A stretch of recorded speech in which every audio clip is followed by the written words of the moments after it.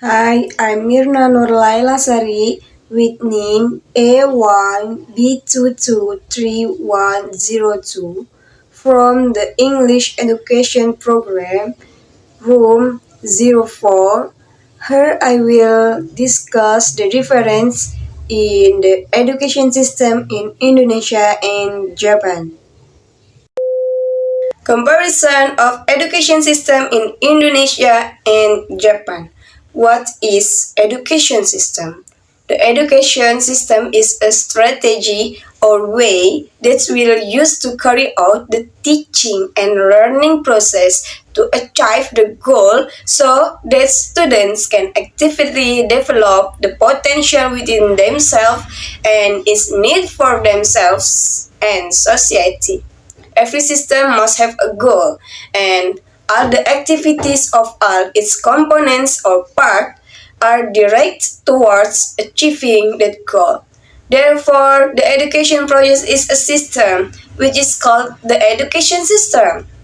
Education is also one of benchmark of country success and progress. For the example, the education system in Indonesia and in Japan must have difference in the education system. The difference are as follow.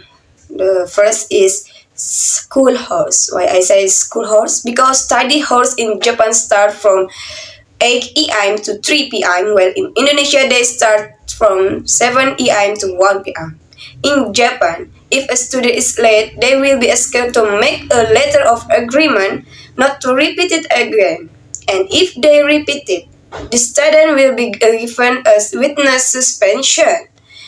Meanwhile, in Indonesia, when a student is late for school, they are only asked for permission to enter the school and given a punishment. For example of punishment is cleaning toilets, push-ups, and so on. The second is ethic and discipline. Ethic and discipline studied in Japan can only take subject exam if they are in 4th grade or 10 years old.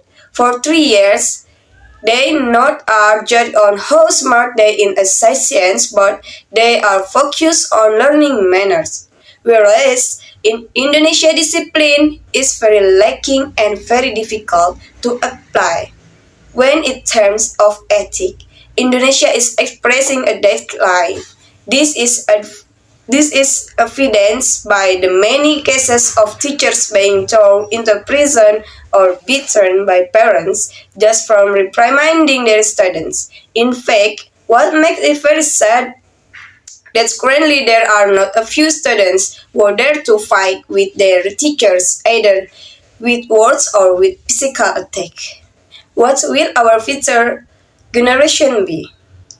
Third, student learning ability.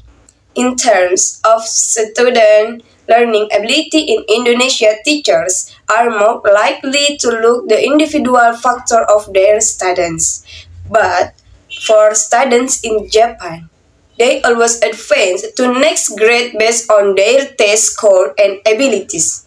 From anything I've seen before, Japanese students are generally ambitious and never give up.